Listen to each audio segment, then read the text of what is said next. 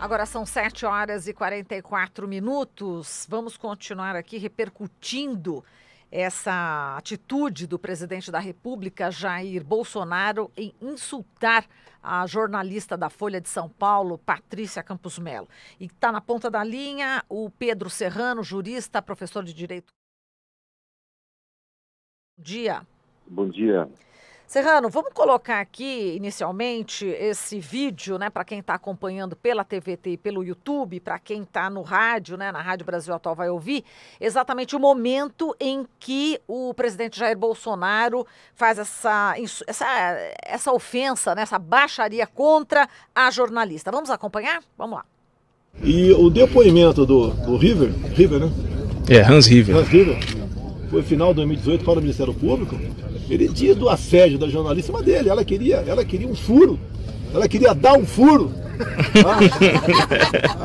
a qualquer preço contra mim.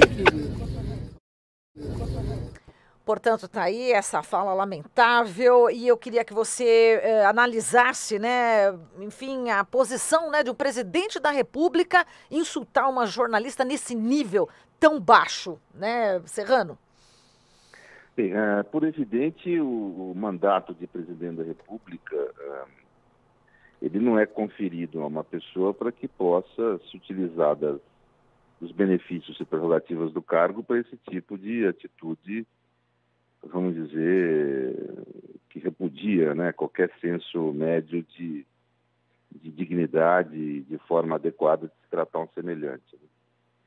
Uma atitude sexista, machista do presidente, mas mais do que isso, uma atitude degradante de uma profissional no exercício legítimo da sua profissão, uma profissão estruturante da democracia, que é o jornalismo. Então nós temos aí dois fatores, vamos dizer, de valores universais da democracia agredidos. Primeiro, a posição da mulher.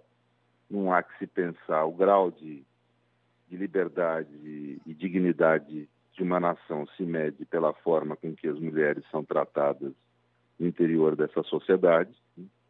Portanto, o valor vamos dizer, da salvaguarda dos direitos das mulheres é um valor fundamental de qualquer democracia liberal contemporânea. E o mesmo se diga em relação à profissão do jornalista, porque eu sempre digo que jornalistas e advogados, puxando um pouco a sardinha para o meu lado, mas que é verdade, são profissões estruturantes da democracia, ou seja, também são fatores pelos quais você pode medir a intensidade democrática pela forma com que essas profissões são tratadas no interior de uma determinada sociedade. Portanto, nós vemos que o presidente da República não é um homem muito próximo aos valores da Constituição e da democracia. E isso fica evidente nessa fala dele, que é uma fala, eu diria, de um ser humano menor. Um sujeito desprovido de valores morais, éticos mínimos para a convivência social, para a própria sociabilidade. É uma fala grave, não é nada, não estamos falando de algo cotidiano, uma falha qualquer, né?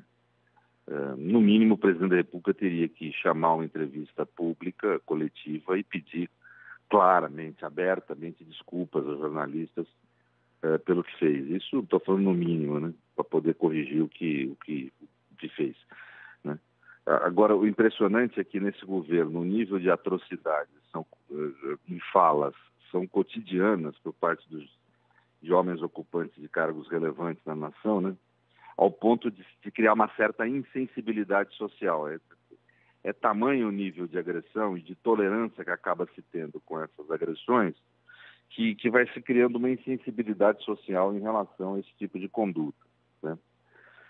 Eu devo dizer, e não posso deixar de dizer, você me perdoe, mas eu sei que é inconveniente às vezes dizer isso no veículo de mídia, mas a realidade é que corretamente a sociedade brasileira ficou mobilizada a partir das ofensas indevidas aos jornalistas. Houve uma mobilização em favor do jornalista, que é correto, mas é de se perquirir o porquê que essa sociedade não se mobilizou antes, quando outras pessoas e outras situações foram ofendidas, né? A própria mídia não se mobilizou quando vamos dizer, outros ambientes sociais foram ofendidos, né? Começa no próprio começo do mandato, quando se quis chamar movimento social de terrorista. O movimento social é uma instituição. O MST, por exemplo, instituiu um movimento social. O movimento social é uma instituição tão relevante para a democracia quanto o jornalismo, né, e a comunicação social. Não há democracia sem movimento social. A democracia universal foi construída por movimentos sociais.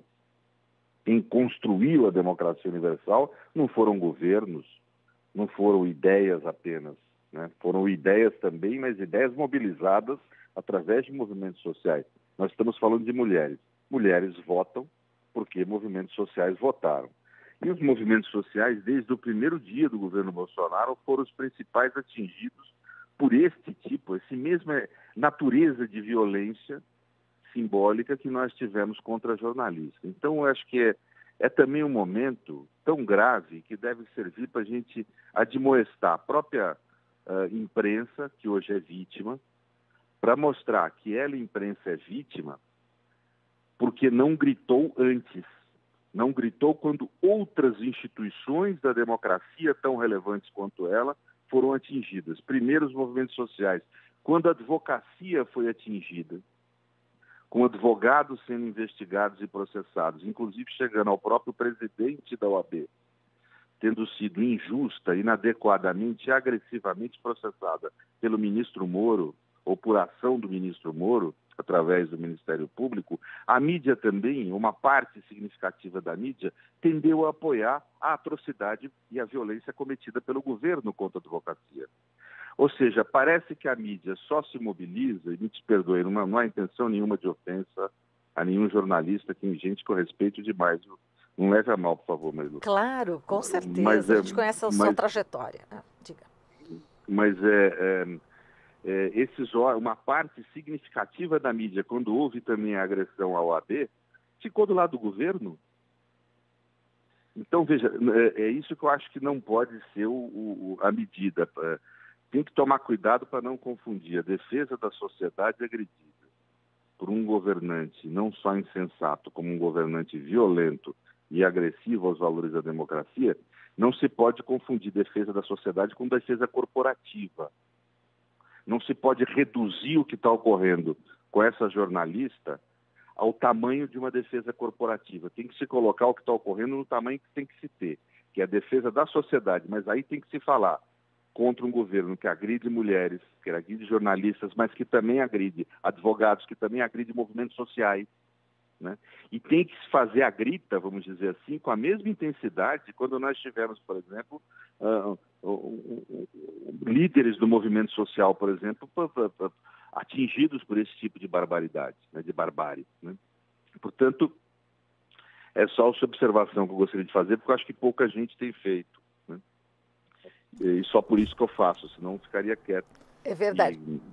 Né? Mas eu acho que essa dimensão é importante ter. Então, é importante todos nós protestarmos com incisividade contra o que é feito injusta, agressiva, inadequadamente contra essa jornalista, mas lembrarmos que não foi o único episódio que ocorreu nesse sentido. É verdade. A gente estava aqui no começo do jornal, viu, Serrano, com o Glauco Faria, exatamente o Glauco estava elencando, né, as várias ocasiões em que o presidente Bolsonaro também cometeu esse tipo de baixaria, vamos dizer assim. E a gente lembrou também da Maria do Rosário, que era uma parlamentar do Partido dos Trabalhadores, né? O próprio voto pelo impeachment também, falando da presidenta Dilma Rousseff, que aquilo ali foi também uma aberração. E se a gente for elencar mais casos... Vamos falar uma coisa que tem que ser falada. Não é só o presidente Bolsonaro.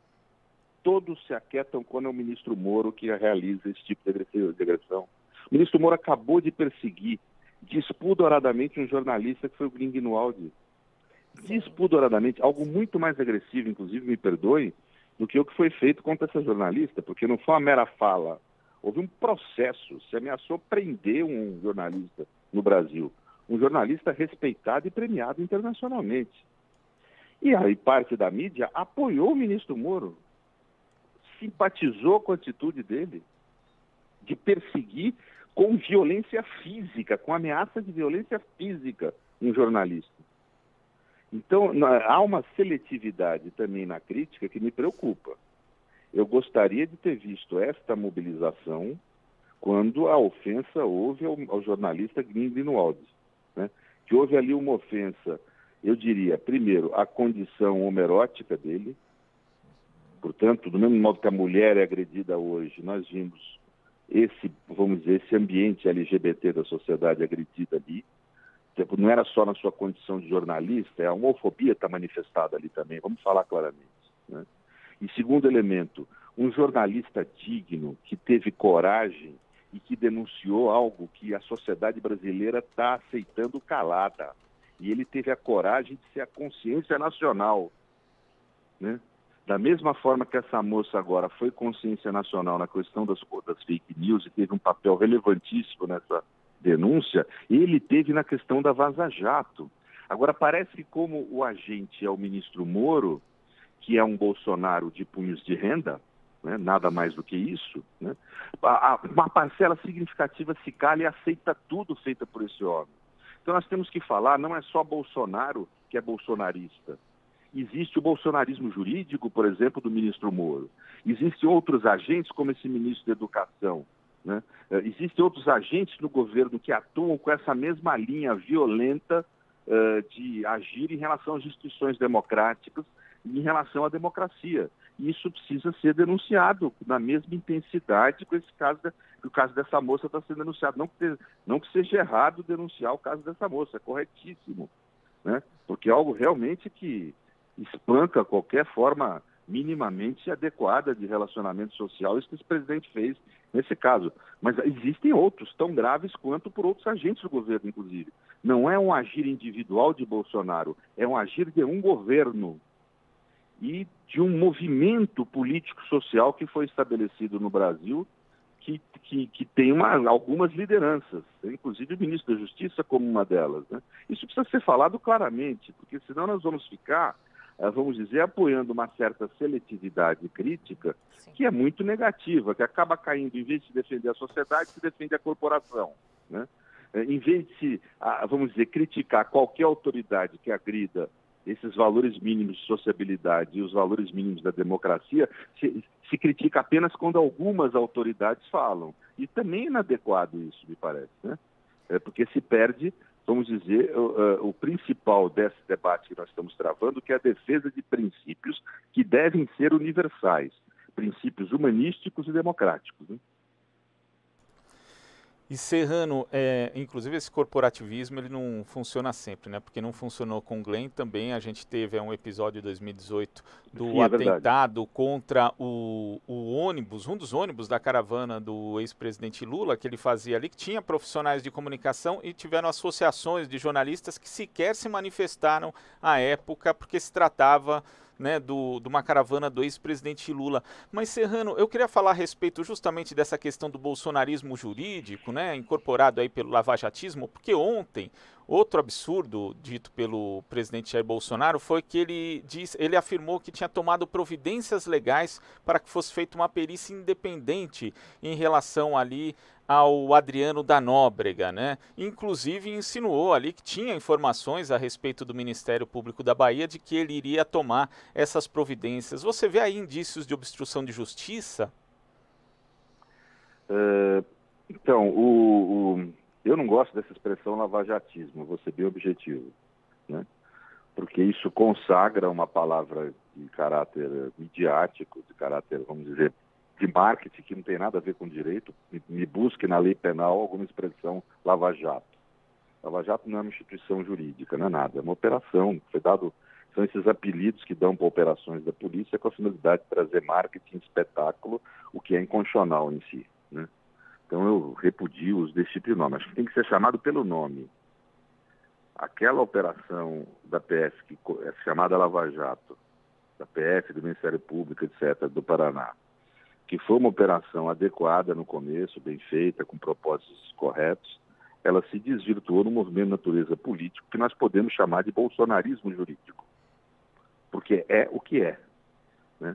Foi realizada no final, quer dizer, ela acabou desembocando numa atitude política, ideológica, de querer consagrar um determinado candidato à presidência da República, impedindo o outro de participar, que o principal agente disso foi nomeado ministro da Justiça. Isso tem nome, é bolsonarismo jurídico, né? Havia ali uma conduta partidária que é vedado pela Constituição aos órgãos do sistema de justiça, uma atitude bolsonarista por parte de uma parte menor, é verdade, mas uma parte do Judiciário e do Ministério Público, né? Pois esse bolsonarismo jurídico, ele está sendo preservado quando ele é o agente, vamos dizer, das ofensas às instituições, aos profissionais, etc. Isso me parece algo grave, né? A tua pergunta é sobre o Adriano, é isso? Isso, sobre o Adriano, sobre o fato do do presidente Jair Bolsonaro ter dito durante justamente essa entrevista coletiva ontem que ele tinha tomado providências legais para que fosse feita uma perícia independente, o que seria aí uma invasão da prerrogativa de um governo do Estado, e também a respeito dele ter dito ali que o Ministério Público da Bahia, que tinha informações de que o Ministério Público da Bahia ia tomar atitudes nesse sentido, o que sugere também aí uma proximidade com o Ministério Público que talvez fosse indevida. Serrano, queria que você comentasse a respeito disso e se isso poderia configurar obstrução de justiça. Eu não tenho dúvida. Veja, é interessante como está o país, né? Nós estamos aqui fazendo críticas ao sistema de justiça, muitas vezes críticas que as pessoas podem achar inadequadas, que nós estamos errados, equivocados, mas é o nosso papel como cidadãos. Quer dizer, vamos dizer, ao verificar uma conduta que nós achamos equivocada no sistema de justiça, nós fazemos críticas, né? Isso faz parte da democracia. Nós temos que obedecer às ordens emanadas do sistema de justiça, isso não há questionamento, né? Mas podemos e devemos criticar, do ponto de vista jurídico e político, essas ordens, né? Isso é óbvio, porque temos uma democracia republicana, pelo menos é o que se pretende, né? Constitucional, né? Agora, às vezes, essas críticas são as razões de fundo que levam pessoas a serem investigadas e acusadas sob acusação de obstrução de justiça, né? Quer dizer, nós temos aí veículos de imprensa acusados de obstrução de justiça ou investigados por isso, pelo fato de simplesmente fazerem críticas a determinações do sistema de justiça. Por outro lado, nós temos uma autoridade dizendo que vai realizar uma autópsia alternativa, interferindo com o poder maior que há no país, que é o de presidente da República, ameaçando interferir com esse poder diretamente na investigação policial, querendo dizer que não confia na peritagem feita pelo próprio sistema de justiça e que quer fazer a sua, utilizando abusivamente do poder de presidente da República, e não há nenhuma manifestação da Polícia Federal e dos órgãos de apuração com relação a instaurar uma investigação sobre o que falou o presidente da República, para verificar se ele já está tomando alguma medida nesse sentido, porque se ele estiver fazendo, ele está cometendo crime. E isso é grave, é um presidente da República que anuncia o cometimento de um crime. Porque você usar do poder de Estado para realizar uma investigação paralela da polícia é obstrução de justiça claramente. Disso não há dúvida. Ele não pode se utilizar do poder de presidente da República para querer realizar uma investigação defensiva paralela. Se ele quiser fazer uma investigação defensiva, que o faça como investigado, se considerar investigado. Já estaria pondo aí a carapuça de eventual cometimento, eventual relação com isso que ocorreu com o Adriano, que é estranho, né? Mas isso seria uma investigação privada que o advogado dele faria, como seu defensor privado. Como presidente da República, ele deve ficar quieto, ele não pode interferir eu me lembro de tempos, gente, nesse país, em que delegado da Polícia Federal ia para a mídia, foi para a mídia, eu me lembro disso na mídia, dizendo que se o ministro da Justiça ousasse interferir em alguma investigação sob o comando dele, ele daria voz de prisão em flagrante ao ministro da Justiça. Olha o que foi feito, que foi falado nesse país. Hoje, a polícia é humilhada por uma conduta dessa do presidente da República. Há uma humilhação. das polícias estaduais envolvidas na questão e agora da PF, porque passa na cara da Polícia Federal o cometimento de um crime dessa natureza e a PF fica quieta. Ou seja, parece que a Polícia Federal, sob o comando do bolsonarismo jurídico, só serve para investigar atos de governos anteriores. Vocês já notaram isso? Verdade. Nada desse governo é investigado. Exato. Isso é gravíssimo, porque mostra uma subserviência de uma instituição que é estável, que existe no interior do governo, ao governo. Essa PF que ganhou todo o prestígio dela nos governos do PT, investigando o próprio governo do PT com a autonomia republicana que o governo emprestou. E essa PF que agora fica covardemente quieta ante este tipo de abuso do governo. Era algo inimaginável, Dilma, por exemplo, falar isso que o presidente falou na época dela. Ela seria presa se fizesse isso.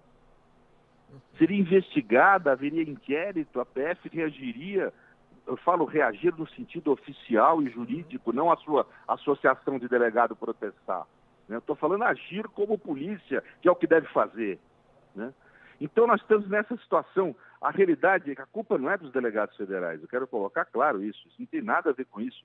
É que eles estão, uma parte, 2 ou 3 delegados poderosos, assumiram funções de comando no bolsonarismo jurídico e estão aprisionando a PF. Não estão deixando a Polícia Federal agir. Isso tem que ser falado claramente, né? Então, nesse caso, o que precisaria haver no país? Imediatamente a Polícia Federal abriu uma investigação para verificar se o que o presidente falou foi iniciada a execução ou não. Se foi iniciada a execução, ele cometeu crime. Isso precisa ser apontado. Não pode se deixar isso, porque vai ser não só crime. Ele tentar bloquear a justiça, impedir a justiça, não é só um crime comum. É um crime comum, mas é também um crime de responsabilidade, né? Então isso é importante para o país saber disso. E mais do que isso, é importante para o sistema de justiça saber se houve ou não cometimento de crime, ou se foi só, vamos dizer, um cogito. Se foi só um cogito, uma basófia do presidente, aí não há crime, não há delito. Mas isso precisa ser investigado, você precisa verificar. Ele declarou uma intenção meramente, uma intenção ilícita, que alguém pode chegar a ele e fazê-lo recuar, como já houve outras vezes, recuar no plano jurídico penal de forma eficaz, ou ele iniciou a execução. Se ele iniciou a execução, aí ele já cometeu o crime, pelo menos na sua forma tentada, né? Então é preciso investigar se houve algum ato de início de execução, se ele determinou, por exemplo, a gente não está sabendo, alguma equipe para começar a fazer essa investigação paralela. Se essa equipe são agentes do governo, por exemplo, a BIM, né? Ou seja, é uma circunstância, é uma situação que nós temos que verificar. Isso não se pode ser assim, né? Quer dizer, então, eu creio que está havendo uma excessiva tolerância dos órgãos das nossas instituições com algumas condutas do presidente que não são meras falas, mas são falas que devem levar a investigações, né? Perfeito. E Serrano, só para a gente encerrar, a gente tem aqui colocando nessas redes sociais um vídeo do corpo do Adriano da Nóbrega, né, que o Flávio Bolsonaro postou, né, o filho do presidente, e está causando realmente uma reação bastante forte, né, principalmente de parlamentares postando, falando que a quem interessa ver essas imagens, a Maria do Rosário, por exemplo, falando que o artigo 212 do Código Penal prevê crime de vilipêndio a cadáver, nada justifica esse desrespeito. O secretário de Segurança Pública da Bahia, o Maurício Barbosa, diz que não reconhece a autenticidade desse vídeo e o ML do Rio de Janeiro também nega que imagens tenham sido feitas no local. Mais um episódio também envolvendo aí o filho do presidente. Não, eu quero dizer mais, calma. Diga lá. Veja, nós temos que ver alguma coisa que está ocorrendo aí que a imprensa não notou ainda. Não sei se essas imagens são verdadeiras ou não. Ou elas são falsas, e daí é mais uma fake news produzida pelo bolsonarismo, mas que aí se for uma fake news, aí tem que se apurar se houve ou não delito, né, de quem divulgou essa fake news. Ou o que me preocupa é que sejam verdadeiras. E esse pode ser um sinal que aquilo que o presidente falou está começando a ser executado. E aí o presidente cometeu um crime grave. porque é sinal que ele está mandando fazer uma investigação paralela. E como eles teriam... Primeiro, como é que se teria acesso ao corpo se não for um agente público?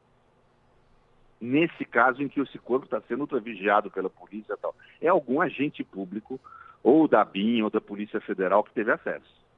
Ou seja, pode ser que esse seja um indício grave de que esteja se utilizando o presidente da República de agentes públicos para realizar uma investigação paralela da polícia. E isso é crime de obstrução de justiça.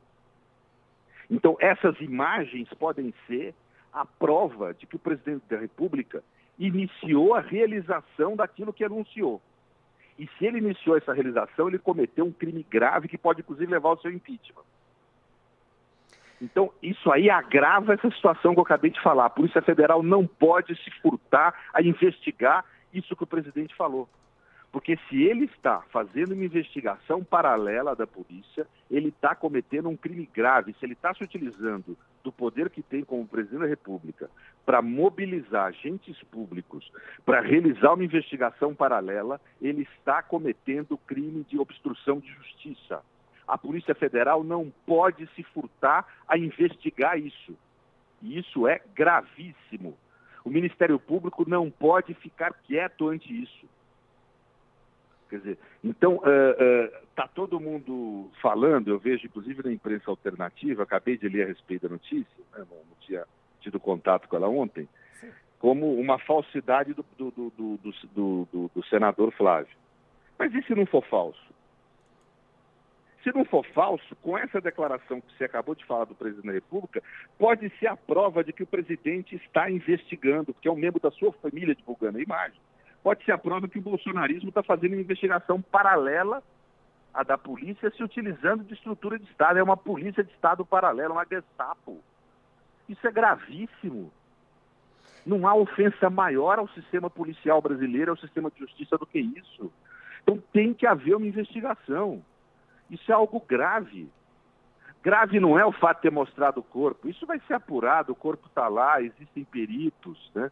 Isso é um barulho desse Flávio Bolsonaro para tentar desviar o fato das relações dele com uma organização criminosa, né? Ou aparentes relações dele, não sei se ele tem ou não relações, mas tudo indica que tem. Tem que se investigar, né? Para verificar, né?